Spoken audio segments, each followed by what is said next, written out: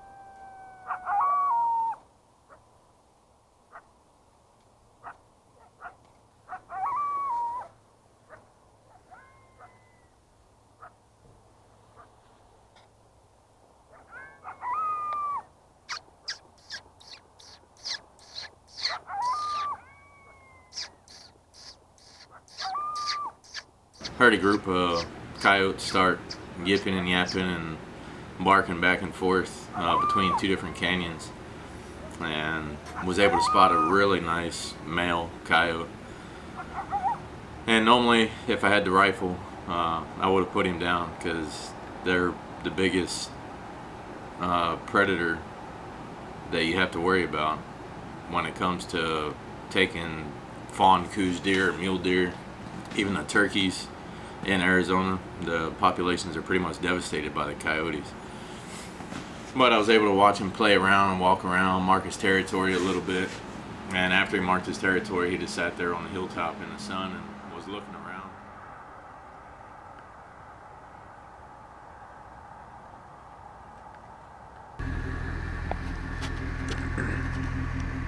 I'm out here driving around and glassing these canyons and draws. Pulled off the side of the road and parked in a high spot so I could glass down in the draw. And wanted to drive away, and I heard a weird noise, so I jumped out of the truck to take a look.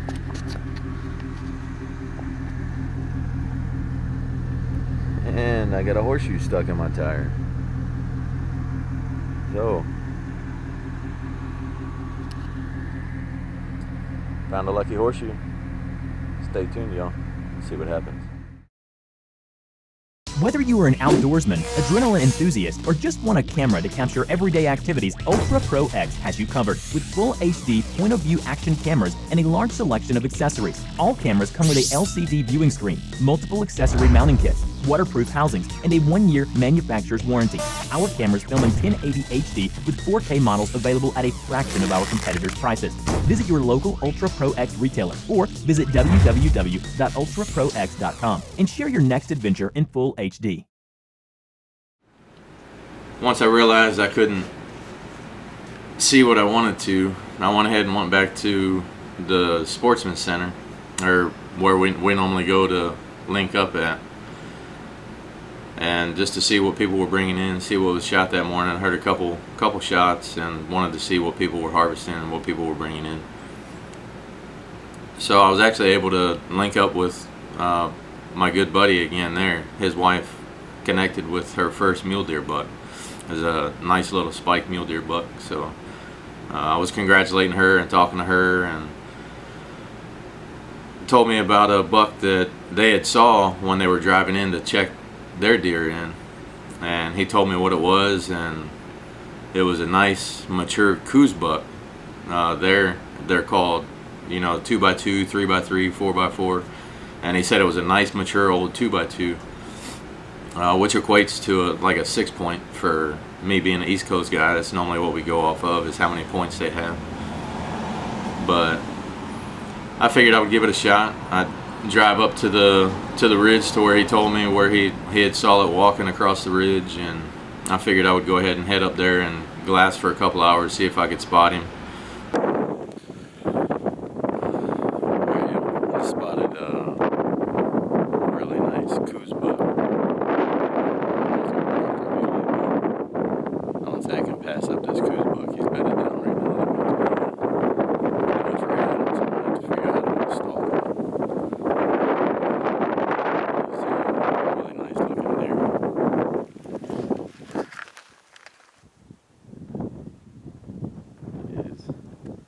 Right there, bedded by that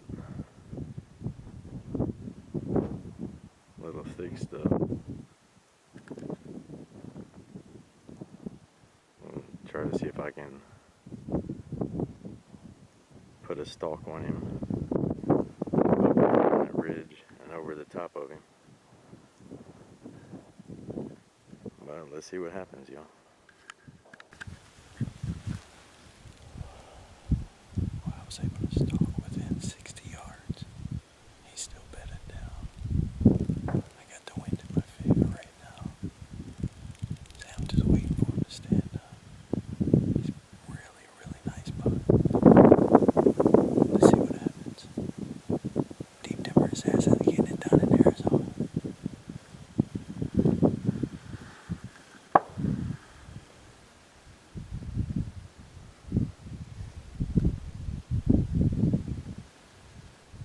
Well, I was actually able to find that buck. I glassed for about a half hour, 45 minutes, and just in the middle of the wide open, I was glassing down into the little draws and canyons, and was expecting to be underneath of some of the big thick mesquite down there. But after glassing, I just caught bare sunlight shining off of something behind a yucca plant, and when I pulled up the binos and looked at it for a little bit, I saw it move. I realized I was looking at the antlers of that nice big 2x2, and in the footage you'll see me zoom in to the yucca plant, and you have to look through the yucca plant, and in the grass behind the yucca plant, you can actually see the buck's tines. That's all you can see sticking up is the tines.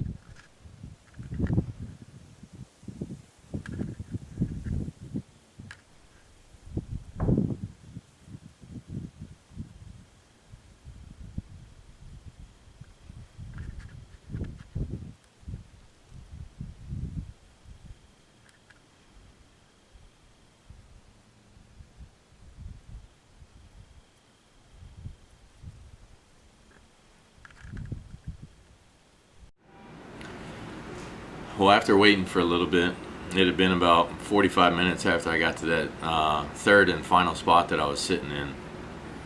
I heard something to my right coming up through the canyon, or up through the draw to my right and up through the mesquite trees. So I turned around and looked, and when I did, I actually had a big doe standing about 20 yards behind me, and the wind was blowing right at her. I had sprayed down with my Hunt Lab Technologies scent eliminator, and it was working perfect. She didn't know I was there. She started blowing and snorting and looking at me. Like I said, I was in the wide open. I had one little mesquite tree right next to me. She started blowing and stomping her foot. She was only 20 yards from me. And what she did catch was when I turned around and looked at her, she got really skittish and she started stomping and she ended up taking off. Well, when she stood up, I turned back to look at as she took off, I turned back as quick as I could to look at that buck, and lo and behold, he had already got up. My cameras were already low, so I had them turned off, and he stood up so fast. When he stood up, he was perfect broadside. I didn't have time to hit record on the video, and I apologize. It's the trials and tribulations of self-filming, especially in the wide open in Arizona. I don't have anything around me. I don't have any cover to try to put any of my gear in, and I just didn't have the time. It was a buck of a lifetime, and I didn't want to pass it up. So as soon as he stood up, I pulled the muzzleloader up, got a good bead on him, and he took off. And as soon as he took off, I swung through. As soon as the bead hit his front left shoulder, I went ahead and squeezed off the shot. Hey everybody, so I'm getting ready to go recover the buck that I just shot. So I had to put a second shot in him, but he went out quick. He didn't move after I put the second shot in him. I had to walk back up to the truck because I was sitting there so long. He had dehydrated. So it's like 68 degrees right now, and I'm all bundled up. So this G-Force camo is definitely doing the trick. So I got within 35 yards of that buck. He didn't know I was there. He didn't know what was going on. So I shot him up on top of that hill right there, and he ran across the ridge and then dropped back down in that bowl, back down in there. So I'm gonna go ahead and walk down in there and see what I find. Well, we're getting closer up in this draw to where he went down. As you can see, the grass is waist high. So when they're bedded down in this stuff, you can't even see them. I mean, all you can see is their tines sticking up. That's why a good pair of binos definitely pays off. So this buck I end up spotting, I don't know, probably 600 yards away, 550 yards away. Was able to put a really good stalk on him. Sprayed down with Hunt Lab Technology scent killer, and didn't have the best wind, but like I said, I got within 35 yards of him. He didn't know I was there, so he just sat there and bedded down. He stood up once and couldn't get a shot on him because as soon as he stood up, he curled back around and then laid back down and bedded down again. So he just kind of readjusted his body to get out of the sun. He's sitting down there laying in the shade.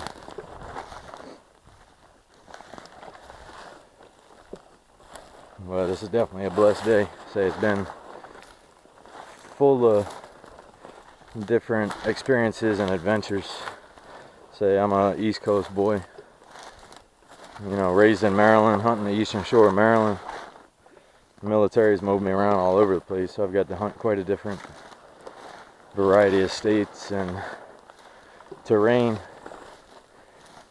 And I'll tell you, this Arizona and western hunting is totally different. For you guys that don't know, you know, it's not about finding sign and travel corridors and all that, because everything's so open out here. They travel wherever they want to. They have normal corridors and transition lines that they travel, but it's nothing like the East Coast. Say, it's a lot of wide open spaces out here, and they definitely are called the Gray Ghost for a reason. These Coues deer, it doesn't take much. They're real spooky. They blow out on you. The does are real wary. They'll come up to you and they'll see you 200, 300, 400 yards away, and they'll start blowing and snorting. So it's definitely a different experience. But so I'm blessed to be able to have the time today and get out and get it done with the muzzleloader.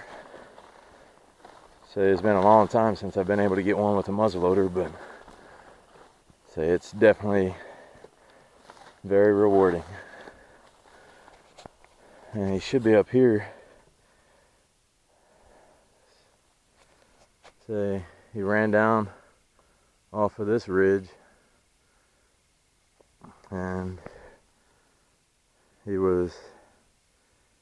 should be right up underneath of that mesquite right there. That's where he sat down. Oh my goodness. Oh my goodness. Oh, thank the Lord. That is a beautiful Coues deer.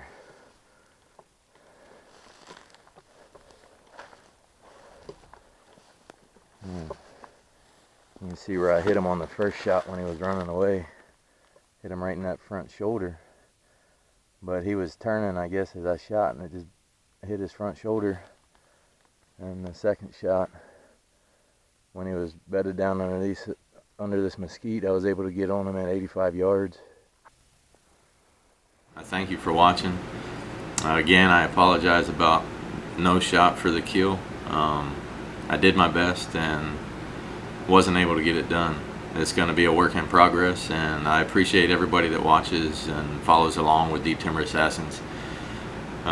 We're everyday hunters just like you guys are, and we go out there and we do the best that we can to bring you along with on our journey, and so you can see the outdoors through our eyes.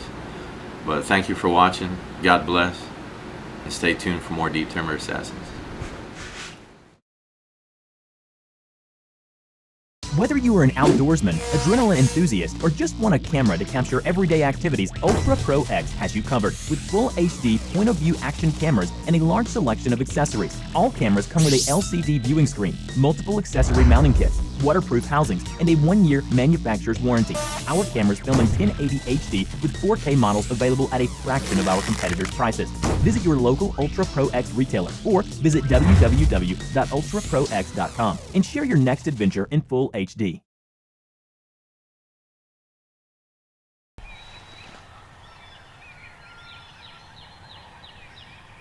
Well, it's early. I haven't heard any gobbles yet. I know there's a big group of toms in here. And it's only a matter of time till they show up today. They've been here every day. Opening day, southeastern Wisconsin. And, yeah, I'm a little nervous. It's always fun opening day. Just hoping my scouting and running cameras and stuff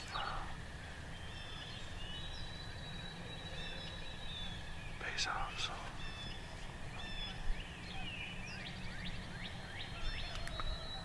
stick around and hopefully in the next hour or two I can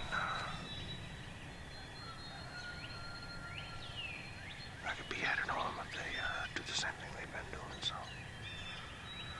bunch of 2-year-olds. I'm not expecting a big heavy bird, but if I can tag out opening day, I'm not going to pass on a mature bird. So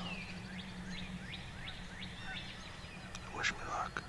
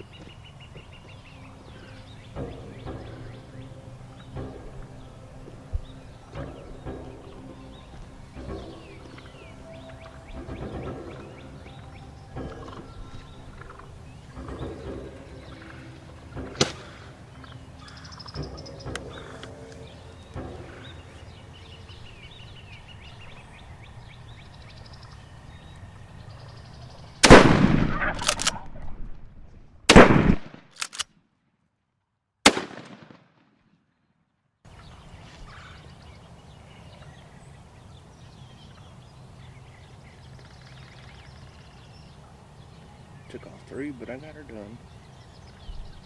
It's close. I almost messed it up.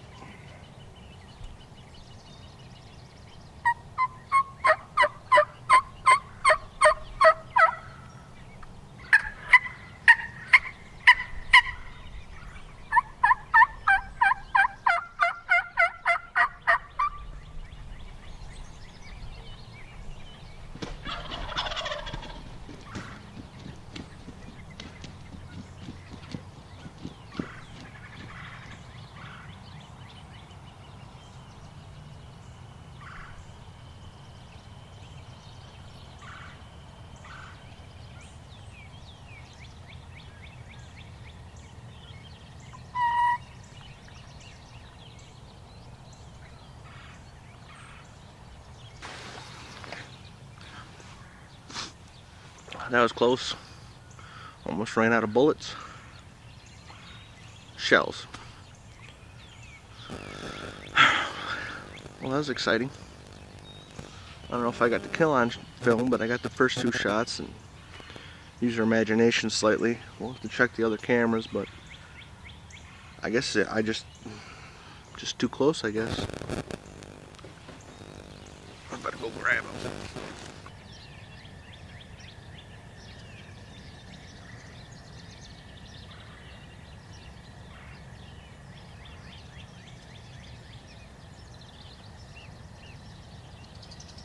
Opening day here in Wisconsin.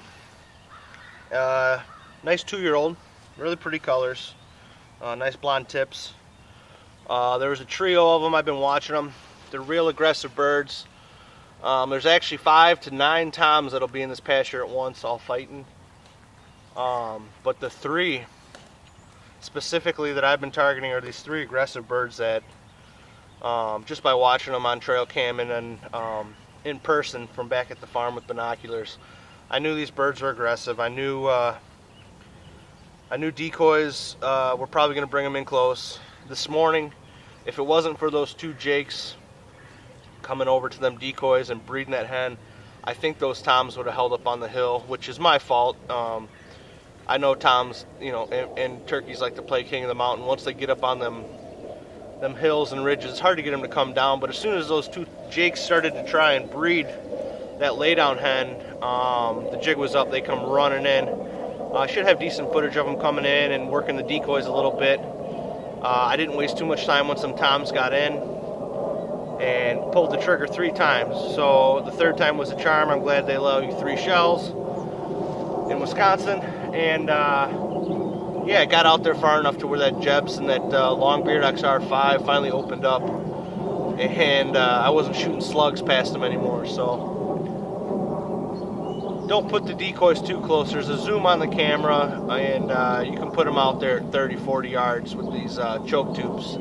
It don't make sense to put them any closer. So, like I said, I'm glad I didn't miss. I'm glad we got one down, and I'll have the rest of the day to clean this bird up and relax and reflect and watch my hunt on film. So